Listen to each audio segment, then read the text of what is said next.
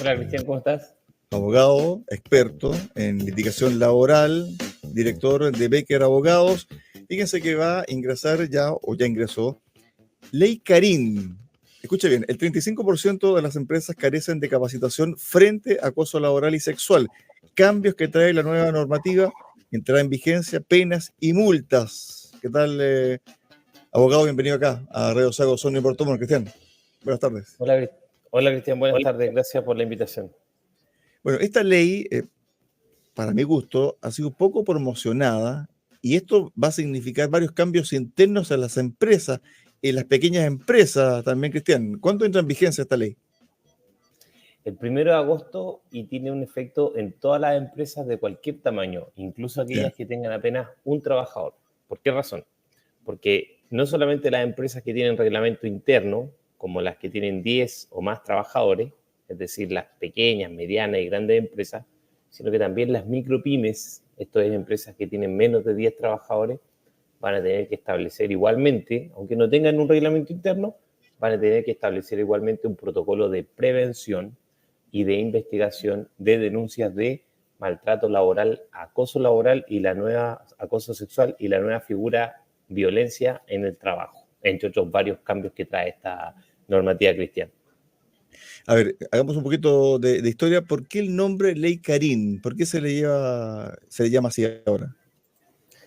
Bueno, las leyes en realidad tienen un nombre técnico que es la numeración, pero para hacerlo más familiar y más fácil le damos estas denominaciones para efectos comunicacionales y se refiere a la trabajadora de un hospital de Chillán, Karin Salgado, que años atrás, no hace mucho tiempo atrás, producto de los malos tratos laborales y la falta de acción de su jefatura, terminó finalmente quitándose la vida.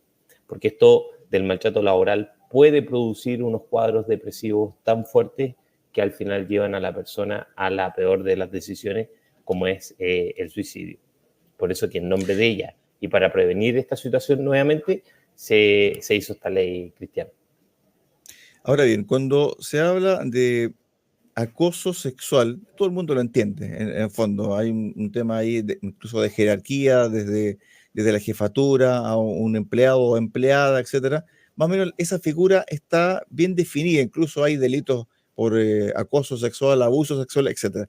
Pero el acoso laboral, ¿qué se entiende por acoso laboral, Cristian? Mira, la definición que da la ley es súper amplia y en ella se encuentran verbos tales como hostigamientos y en la misma palabra que es acoso, la cual puede revestir muchas formas. Puede ser una conducta activa, como denostar a alguien, hablándole a viva voz, a gritos delante de los demás, o colocando sobrenombres, apodos, o también puede revestir una forma omisiva, como es muy frecuentemente la ley del hielo, que es cuando un compañero o un superior hace como que tú no estás ahí y te ignora, no te saluda, le habla al de al lado, pero no te habla a ti. Ese tipo de conductas terminan siendo humillantes y terminan menoscabando la autoestima y la psiquis de la persona que sufre esta clase de conducta. Así que en general podemos decir que la definición es lo más amplio posible y finalmente siempre va a estar determinado por cómo se siente la persona. ¿Por qué? Porque lo que puede ser acoso para una persona, para otra persona puede no serlo. Por eso que es muy subjetivo. Pero en general son conductas que son contrarias a la dignidad humana, como son A ver, estas conductas que te había de ejemplo. sí, esto también va a traer consecuencias en el clima laboral y las relaciones laborales entre los mismos trabajadores, porque van a tener que andar con sumo cuidado, especialmente con trabajadores nuevos, jóvenes, en no identificarlos con un mote, con un apodo, en no hacerles bromas, porque cualquier cosa, esa persona puede malinterpretarlo y en definitiva puede llegar esto a tribunales. En definitiva, esto también, disculpa, ¿quién va a tratar estos temas? ¿El juzgado laboral, la justicia civil, penal? Mira, en última instancia lo va a tratar el juzgado del trabajo, ¿ya? Ya. Porque lo que anima esta ley es a que se hagan investigaciones internas, es decir, dentro de la empresa a través de los canales internos de denuncia que la empresa tiene que poner a disposición de los trabajadores y promover semestralmente, es decir, le tiene que informar a los trabajadores de cuáles son los medios o canales para poder hacer las denuncias, y una vez que los trabajadores hagan la denuncia, ya pueda ser verbal o escrita, la empresa debe tomar medidas inmediatamente, esto es, derivar a la mutual de seguridad si la tiene contratada para atención psicológica temprana, separar de funciones a la persona que acosa y a la persona acosada, y concluir la investigación dentro de 30 días. Y no puede hacer un examen de admisibilidad, es decir, el empleador no puede decir, esto es poca cosa, no lo voy a investigar. No, está obligado a investigar cualquier denuncia que se le presente y dar una conclusión en 30 días. Y el trabajador igual tiene derecho a pedir que en todo caso esta investigación la lleve la dirección del trabajo. Es decir, que no se conduzca necesariamente por la empresa, sino que se lleve a la dirección del trabajo. Es un derecho que tiene el trabajador para poder optar. Entonces tiene estas dos opciones, o en la empresa o en la dirección del trabajo. Lo que sí hay que aclarar en todo caso, Cristian, es que la dirección del trabajo está muy, muy sobrecargada de trabajo y está evacuando sus informes muy tarde. Hay investigaciones que tienen que terminar, como te indicaba al principio, en 30 días, pero la dirección se está tomando más de 2 meses para poder terminarlas. Entonces, la verdad es que no parece muy aconsejable que las investigaciones se vayan a la dirección del trabajo. Es mejor que se mantengan adentro de la empresa porque debiera ser algo mucho más ágil. Y en el peor de los casos, cuando la situación de acoso sexual, por ejemplo, ya pasa al ámbito penal, es decir, hablamos de lo que se denomina un abuso sexual, el empleador tiene que informar al trabajador de su derecho a denunciar esta conducta ante Carabineros, la PDI o el Ministerio Público, la Fiscalía, cuando los hechos denunciados tienen caracteres de delitos. ¿Y en qué se diferencia un acoso sexual de un abuso sexual? Bueno, se diferencia principalmente por el aspecto físico, es decir, cuando La ya acción. hay la acción física, claro, cuando ya existen acciones de manoseo y toda acción física no consentida.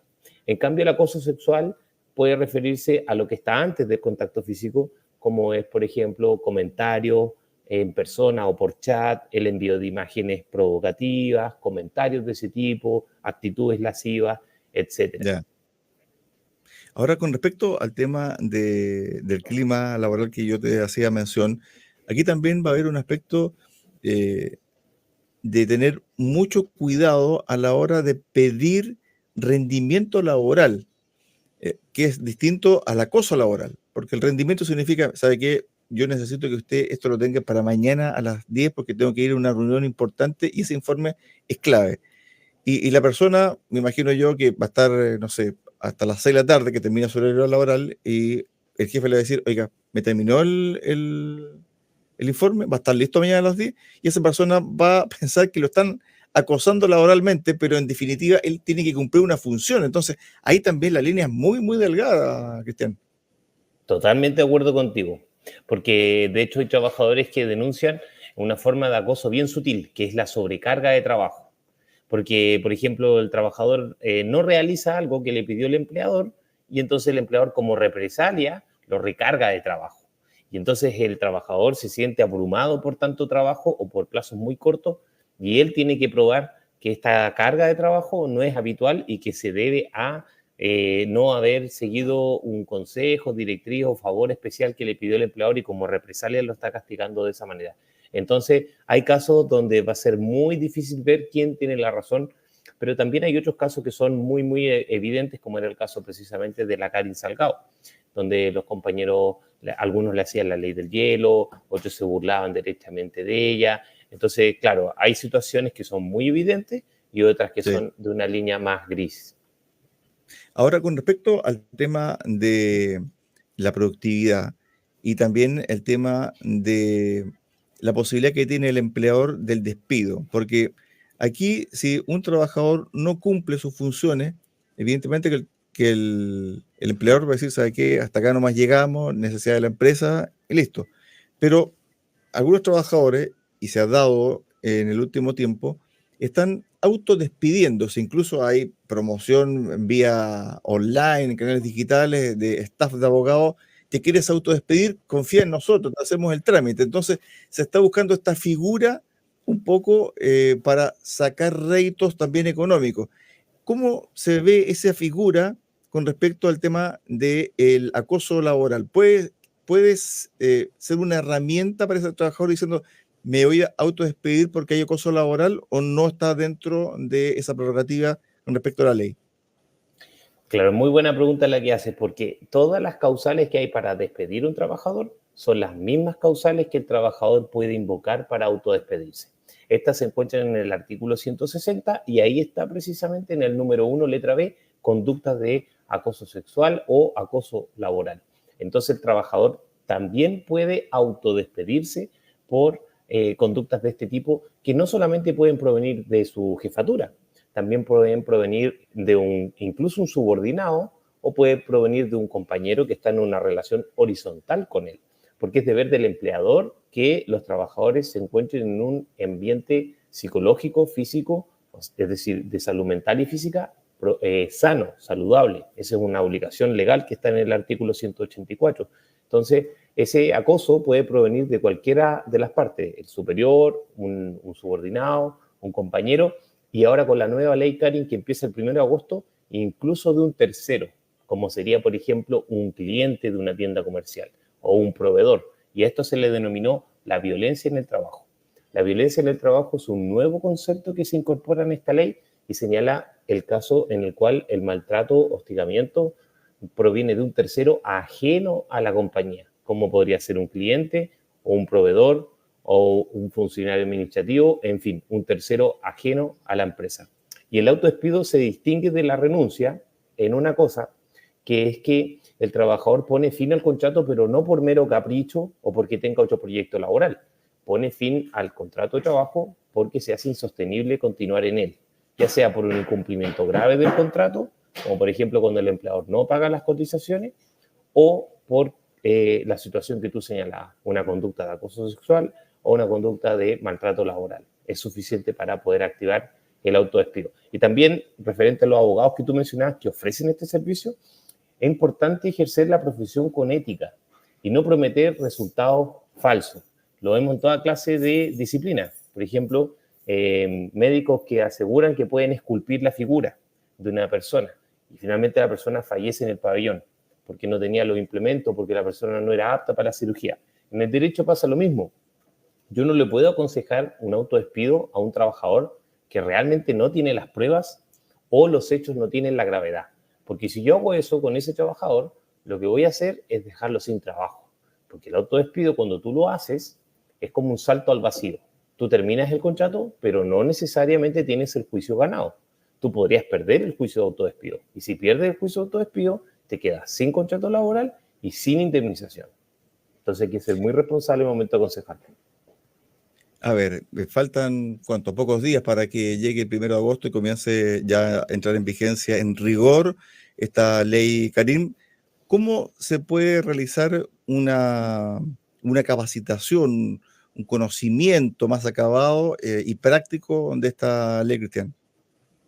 Mira, nosotros damos capacitaciones a empresas, a organizaciones sindicales, es decir, a trabajadores y empleadores. Nos pueden contactar a través de nuestro sitio web, www.bequerabogados.cl. Podemos darle charlas telemáticas o presenciales o en una modalidad híbrida. La verdad es que no necesitan más de 6 horas. Con 6 horas quedan al día en estas 3 leyes que no solamente, Cristian, es la ley Karin que empieza el 1 de agosto. También la ley 40 horas que empezó el 26 de abril y también la ley conciliación de la vida personal y laboral que empezó el 1 de enero. Entonces, este año tenemos una batería de leyes laborales que es importante que las empresas las implementen porque en general, Cristian, las multas son de 3.600.000 pesos hacia arriba. Y muchas veces, una vez que la dirección te pasa la multa, ya no hay nada que hacer. Es decir, la ley Karim no distingue eh, capacidad de trabajo, perdón, capacidad productiva. Da lo mismo si es una pyme, una pequeña empresa, mediana empresa. Con respecto a la ley Karim, la multa es igual para todos. Exactamente. En general, las multas no atienden al tamaño de la empresa, salvo algunos incumplimientos puntuales, pero lo que es ley Karim no hay distinción. Entonces, es una obligación transversal. Aquí lo que se busca es prevenir. Esta ley lo que busca más que nada es prevenir, que no vuelva a ocurrir lo que pasó con esta trabajadora Karin Salgado. Por eso que le llaman así. Entonces, el foco está puesto en la prevención más que en la sanción. Pero también se promueve mejores procedimientos, la adopción de medida inmediata, como conversábamos delante, que es cambiar de funciones a las personas durante el curso de la investigación. Esta tiene que concluir rápidamente, en 30 días o menos, etcétera. Entonces, lo que se busca es que se eviten estas situaciones y yo creo que los empleadores, las empresas, si nos están escuchando, más que ver esta ley como una carga, como un costo, porque eso es lo que suele suceder con este tipo de cosas, que es comprensible. Para una pyme esto puede ser visto como una tremenda carga, un costo. La empresa mediana y grande quizás no es gran problema, pero la verdad es que hay que verlo como una oportunidad que nos da la ley para poder atajar un problema que podría ir creciendo como una bola de nieve y terminar en tribunales. ¿A qué voy? Que gracias a esta ley, los empleadores, especialmente pequeños, van a poder adoptar medidas más rápidamente y no tener que esperar a llegar a un juicio laboral, que eso sí que vale mucho más que la multa que conversábamos delante. Me pregunta por WhatsApp si esto solamente se aplica, la ley Karim, para personas que están contratadas. Esto a raíz de personas que van a realizar labores específicas, por ejemplo, a un carrito de comida, que tienen su jefatura, que tienen que ir todos los días, no tienen un contrato. ¿Quién se le aplica? ¿A una formalidad en el trabajo? No, la ley Karim aplica a todas las relaciones laborales, ya sean del sector público o sector privado. Y dentro del sector privado debemos reconocer que existe informalidad. Especialmente desde octubre de 2019, la economía del país se ha deteriorado y la informalidad ha crecido. Pero esto no quiere decir que las personas pierden sus derechos laborales. El hecho de que no haya un contrato escrito y todo sea de palabra no significa que no exista una relación laboral. La relación laboral existe y el empleador está en infracción al no haber pasado una copia escrita del contrato dentro de 15 días. Y tú puedes ir a la dirección del trabajo a reclamar o lo puedes hacer online con tu clave única. Pero a lo que quiero ir es que una vez que a ti te asignan una función y un salario y tú tienes que cumplir funciones que te dice tu jefe o usar un informe, lo que sea, tú estás dentro de una relación laboral con todos los derechos laborales, aunque las partes lo ignoren o aunque no haya ningún contrato escrito. Las leyes laborales igual protegen al trabajador en ese escenario y el empleador está en infracción por no haber otorgado copia escrita del contrato. Estuvimos con Cristian Becker, abogado experto laboral y también diplomado en litigación laboral de la UC, director de Becker Abogados. Cualquier cosa con Ley Karim, Becker Abogados. ¿Esa es la página web? Así es, Cristian. Y tal como tú lo indicaste, es el nombre de la página web .cl. Perfecto. Cristian, gracias por estos minutos. Muchas Un abrazo. gracias. Buenas tardes. Fantástico, Chao, chao. gracias. Chao.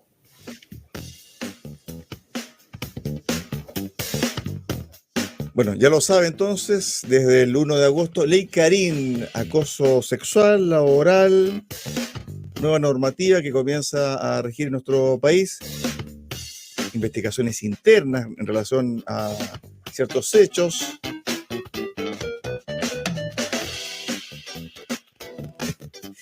Me estoy acordando de un caso que tuvimos acá en